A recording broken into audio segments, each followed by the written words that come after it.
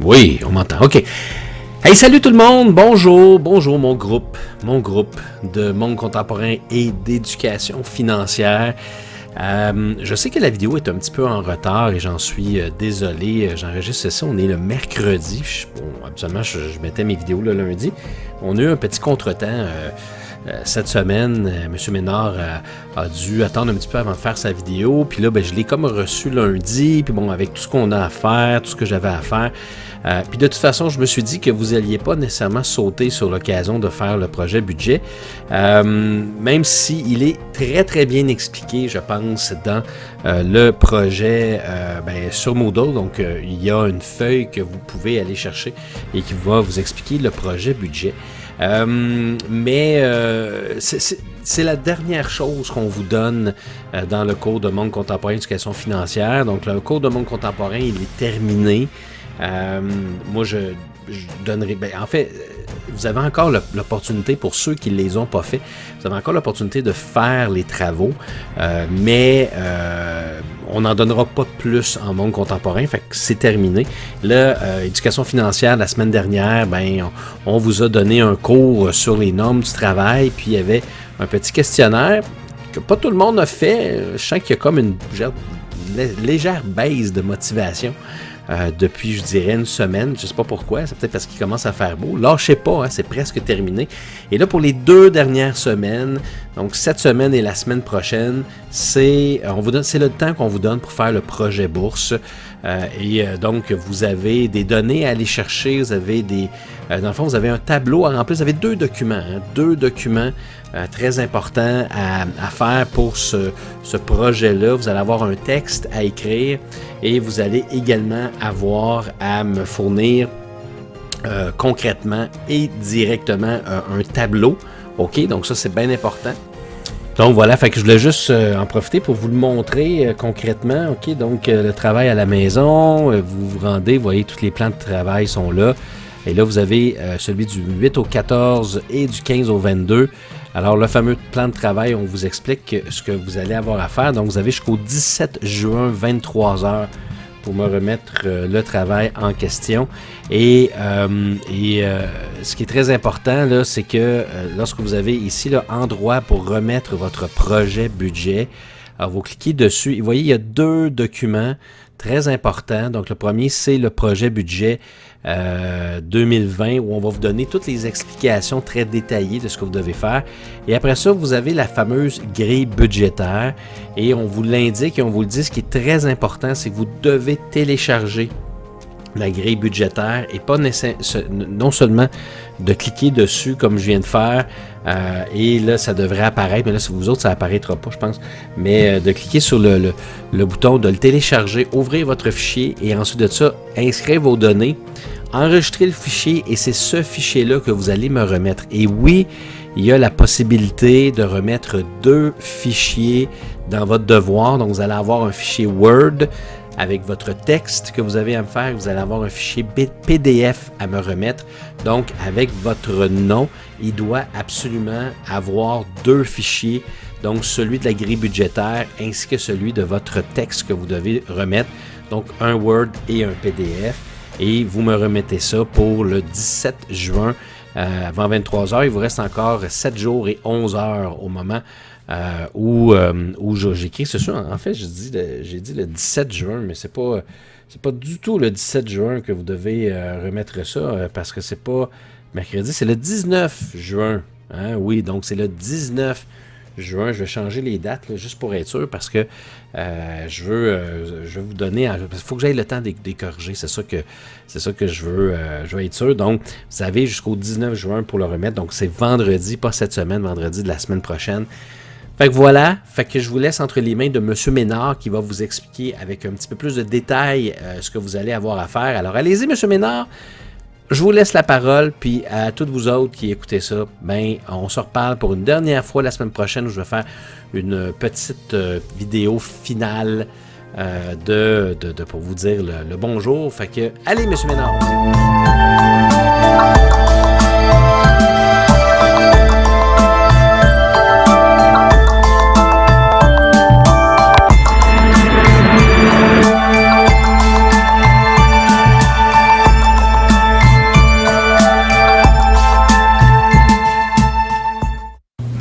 Bonjour tout le monde et bienvenue pour cette dernière vidéo. C'est déjà la semaine 4 et comme vous le savez, cette semaine, on a donc un seul travail qui est un petit peu plus long, un petit peu plus costaud, donc pour la semaine 4 et 5. Alors bien heureux de vous retrouver. Merci d'être là à nouveau. J'espère que la semaine dernière, vous avez appris des choses intéressantes sur les normes du travail. Pour mes élèves et probablement ceux de M. Lafrenière qui ont fait le quiz sur Moodle, j'ai débloqué les bonnes réponses. Donc, vous pouvez aller voir là où vous avez eu vos erreurs, quelles sont les bonnes réponses et je suis sûr que vous allez apprendre encore des choses. Alors, merci encore une fois de votre participation. Donc, dernière semaine, en tout cas les 2 dernières semaines, semaine 4 et 5 en éducation financière, on a choisi de vous faire travailler sur quelque chose de concret, quelque chose de pertinent qui va vous être utile à tous à partir là, de l'année prochaine, en tout cas à partir du mois d'août, septembre prochain, et c'est le budget.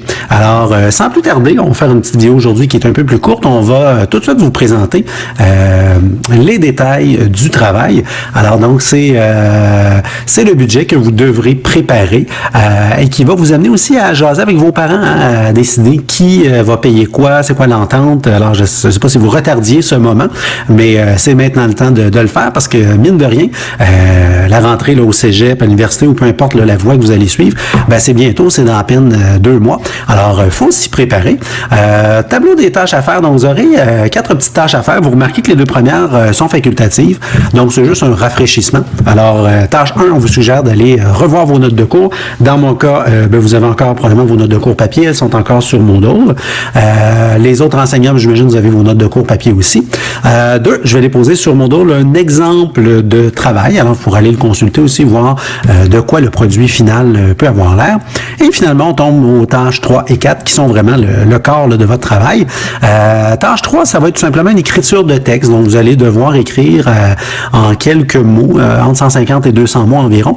Vous allez devoir décrire, votre situation l'an prochain. Alors, on va y revenir tantôt. Et finalement, la tâche 4, ben, c'est vraiment la grille budgétaire que vous allez compléter. Puis, je vais vous présenter les 2 options que vous avez tantôt. Vous aurez 2 choses à me remettre, ben, moi puis aux autres enseignants aussi. Là. Donc, la tâche 3, ça va être un fichier Word, là, idéalement. C'est un texte, dans le fond, suivi là, de 150 à 200 mots. Et pour la tâche 4, ben, ça va être votre grille budgétaire. Je vous présenterai tantôt, là, comme je l'ai dit, 2 options. Un PDF qui se remplit là, tout seul et dont les calculs se font seuls. Sinon, si ça ne fonctionne pas là, sur votre ordinateur, je vous ai aussi préparé une grille Word classique que vous pourrez utiliser, mais à ce moment-là, il faudra faire les calculs vous-même. Donc, tâche 1 et 2, j'en ai parlé tantôt. Si jamais ça vous tente de vous rafraîchir la mémoire un petit peu, retournez voir vos notes de cours. C'est quoi la différence entre une dépense fixe, variable, compressible, incompressible? Quelques minutes peut-être pour resurvoler vos notes de cours. Et ensuite, on entre vraiment dans la partie obligatoire là, du travail. La tâche 3, on a mis une quarantaine de minutes. Je ne sais pas si ça va être si long que ça. Donc, texte d'environ 150 à 200 mots.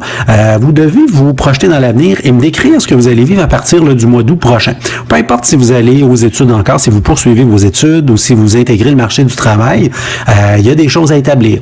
Alors, est-ce que vous allez travailler ou pas? Il y en a qui vont me dire, monsieur, moi, je ne travaillerai pas du tout parce que mes parents payent tout pour moi. Ben, tant mieux pour vous. Alors, on l'écrit à ce moment-là. Occupation principale, à quel endroit vous allez étudier si c'est le cas, à quel endroit vous allez travailler si c'est le cas, combien d'heures par semaine. Au niveau du lieu d'habitation, là, il y a des discussions aussi à avoir avec vos parents. Si vous habitez à la maison, ben, vous inscrirez rien là, tantôt dans votre budget si vos parents payent tout. Par contre, certains, je sais que là, à partir du cégep ou à partir de l'âge adulte, on commence à exiger des petits montants d'argent mensuels que vous devez débourser, un genre de pension là, que vous devez payer à vos parents. Transport, est-ce que vous allez acheter une voiture? Avez-vous déjà une voiture? Qu'est-ce que vous allez payer vous-même de votre poche? Qu'est-ce que vos parents vont payer? C'est important. Allez-vous procurer une passe d'autobus pour aller au cégep Saint-Laurent, par exemple? Est-ce que vous allez faire du covoiturage? Puis vous allez devoir payer, donc c'est à établir aussi. Vos besoins. Alors, est-ce qu'il y a une grosse différence dans vos besoins? Ici, ce qu'on veut, là, c'est vraiment les différences entre votre situation actuelle et la nouvelle situation qui s'en vient. Et finalement, ben, et ça, c'est le bout où vous devrez avoir une petite discussion avec vos parents. L'entente financière que vous avez, qu'est-ce que vous allez payer versus ce que vos parents vont payer pour vous ou vos grands-parents ou peu importe là, qui va payer pour vous. Au niveau du logement, vos parents vous chargent rien, parfait, vous l'écrivez. Alimentation, est-ce que vos parents payent l'épicerie au complet? Est-ce que vous payez vos restaurants? Est-ce que vos parents vous donnent une allocation par semaine pour vos restos? Loisirs, qui paye quoi? Au niveau des vêtements, santé, soins corporels, coiffeuse, esthétique, au niveau des frais de scolarité. Donc, un petit paragraphe là, qui va nous expliquer quelle est l'entente financière que vous avez avec vos parents. Alors ça, c'est la première partie obligatoire du travail, la tâche 3. C'est un texte, tout simplement, qu'il va falloir rédiger. Vous faites le nombre de paragraphes que vous désirez. Je veux pas une liste là, comme ici. Par contre, j'aimerais avoir un texte suivi, sans faire là, une intro et une conclusion nécessairement, mais juste avoir un texte suivi. Finalement, la tâche 4 qui va accompagner, qui va venir après la tâche 3, ça va être votre budget. Hein, on s'y met avec les chiffres. J'ai trouvé sur Internet une grille budgétaire qui a été faite par Desjardins. C'est pas pour faire la pub là, pour Desjardins, mais elle était bien faite, je trouve, et facile à utiliser. Donc, vous pouvez l'utiliser. Les calculs se font tout seuls. Par contre, c'est super important. Vous devez absolument l'enregistrer sur votre ordinateur avant de commencer à la compléter. Si vous l'ouvrez, vous remplissez les chiffres, vous la sauvegardez après, ça ne fonctionnera pas. Vous allez perdre vos données. Alors, il faut vraiment l'ouvrir, l'enregistrer sur votre disque dur, fermer tout ça et réouvrir le fichier à partir de votre disque dur pour que ça fonctionne. La particularité de cette grille-là, et je vais vous l'afficher tout de suite d'ailleurs, tant qu'à y être, c'est celle-ci. Comme vous êtes étudiant, pour la majorité, je sais que vous allez sur le marché du travail, pour certains, c'est correct, vous pouvez utiliser quand même la même grille, c'est que votre vie est régulée quand on est étudiant, en fonction de sessions. C'est des sessions de 4 mois, il y a 12 mois dans l'année naturellement. Donc, session d'automne qui est de septembre à décembre, session de janvier, session d'hiver, qui est de janvier à avril, et finalement, vous avez une session d'été qui est de mai, juin, juillet et août, et votre mode de vie est complètement différent. Vous avez 2 sessions ici, habituellement, vous travaillez moins, vous faites moins d'heures par semaine, et vous étudiez, tout simplement, c'est votre occupation principale. Souvent, on va avoir moins de loisirs aussi dans ces 2 sessions-là, et par la suite, là, vous tombez dans une session qui est complètement différente, qui est l'été, où là, vous travaillez beaucoup. C'est là, souvent, vous allez faire 25, 30, 35 heures par semaine et même plus. Vous allez dépenser plus aussi. Il y a plus de loisirs, il y a plus de sorties. Là, on prévoit votre budget, dans le fond, pour 2020, 2021. Là, je sais qu'il y en a qui vont me dire, mais monsieur, cet été, il n'y aura pas de sortie, c'est la COVID, tout est annulé. Oui, mais là, on se projette dans 1 an et demi à peu près, là, ou un petit peu plus d'1 an. Donc, il y a de fortes chances qu'on revienne éventuellement à la normale, même si une deuxième vague à l'automne. Donc, on sait que l'été, il y a plus de sorties, il y a plus de fréquentation de restaurants, de bars et ainsi de suite. Alors, c'est pour ça qu'on va travailler avec une grille où il y a 3 mois. Alors, vous devez ramener toutes vos dépenses et vos revenus là sur 3 mois. On reviendra tantôt à la grille. Là, vous voyez que beaucoup de lignes, vous n'allez pas tout utiliser. On reviendra au détail là tantôt. Donc, alors je vous ai expliqué pour les 3 sessions, ça c'est réglé. Maintenant, on n'oublie pas un phénomène très important. Il faut toujours ramener vos dépenses sur la même base. C'est la même chose pour vos revenus aussi. Vous avez des dépenses, des revenus qui vont être aux semaines, d'autres qui vont être aux 2 semaines, aux mois, aux 2 mois. Alors, dans notre cas, c'est sur une base de session, donc de 4 mois. Alors, je vous ai donné les formules pour travailler vos dépenses et vos revenus. Si vous dépensez, par exemple, je dis n'importe quoi, vous faites 100 $ par semaine de revenus, on va faire 100 fois 52 semaines divisé par 3, parce qu'il y a 3 sessions, ce qui va nous donner 1733, et c'est ça qu'on va l'inscrire dans la grille.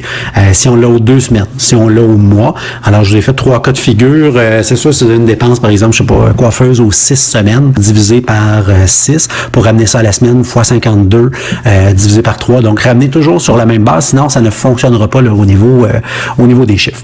Ensuite, j'ai mis ici les lignes principales que vous allez utiliser dans vos grilles budgétaires.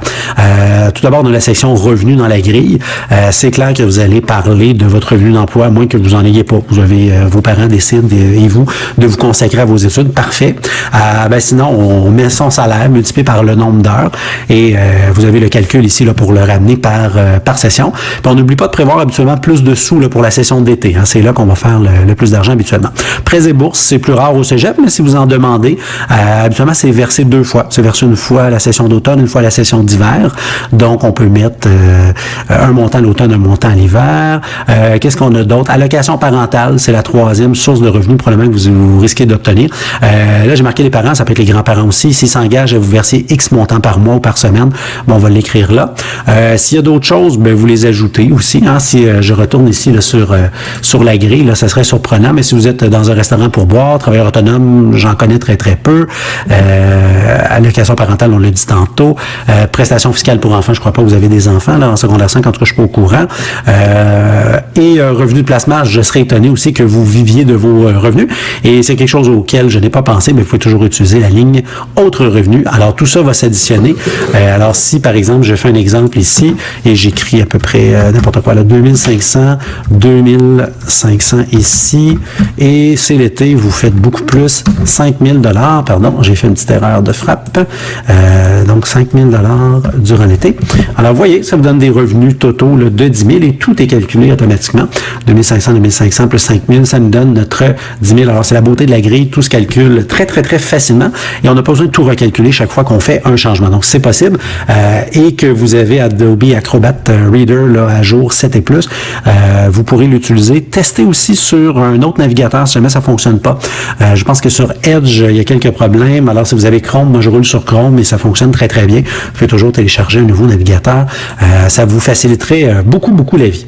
Ensuite, on retourne ici. Section épargne, on l'a mis. Hein, si jamais vous avez l'intention d'épargner, il faut l'inscrire dans notre budget.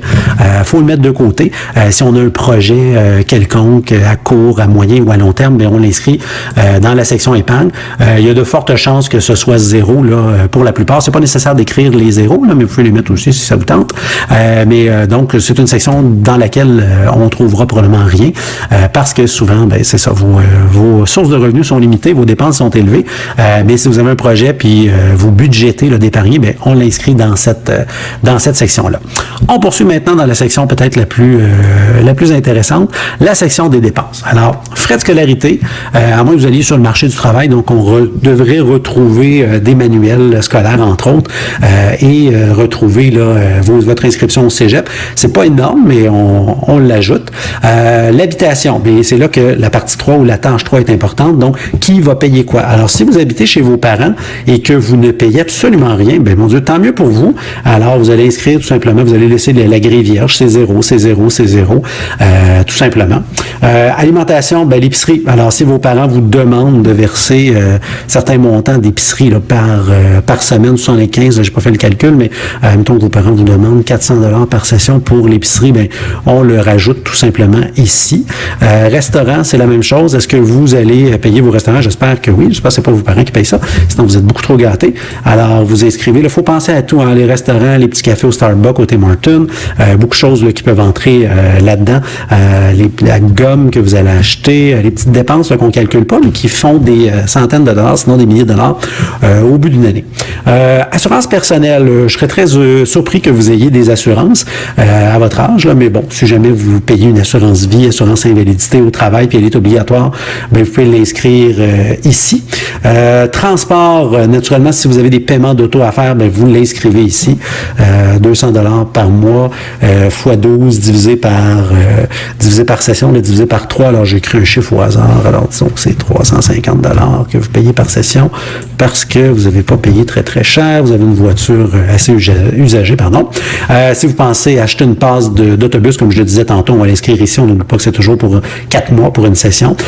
Si vous avez une voiture, vous avez des paiements de voiture, je devrais voir des assurances auto. Je devrais voir aussi des dépenses pour l'auto, de l'essence, entretien, réparation. Vous avez un changement d'huile à faire aux 3 mois à peu près. Rotation des pneus, c'est 2 fois par année si vous ne le faites pas vous-même. Stationnement, bon, ce serait surprenant, c'est plus pour les gens qui habitent en ville. Immatriculation, permis de conduire, c'est environ 95 $. IMAT, c'est 200, 225. Alors, vous allez les ajouter ici. Télécommunication, bon, téléphone, ça c'est pour les gens qui ont encore une ligne fixe à la maison. Et ça, je trouve ça drôle. Interurbain, pour les gens qui ont encore un forfait d'interurbain, alors que c'est gratuit là, aujourd'hui, mais je pense que sur les lignes fixes à la maison, il y a des gens qui ont encore des interurbains à payer. Téléphone cellulaire, qui paye? Si c'est vos parents, ben inscrivez rien, tant mieux pour vous. Si c'est vous, ben là, on inscrit le prix aux 4 mois.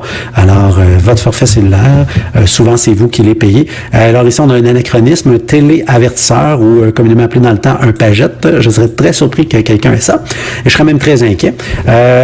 Télévision ou par câble ou satellite. Bon, il y a de fortes chances que ce soit vos parents qui le payent. paye, mais si vous contribuez, vous l'inscrivez ici. Même chose pour l'Internet aussi.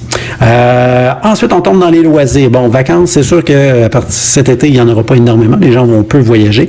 Abonnement, vous êtes abonné dans un gym, vous l'inscrivez ici.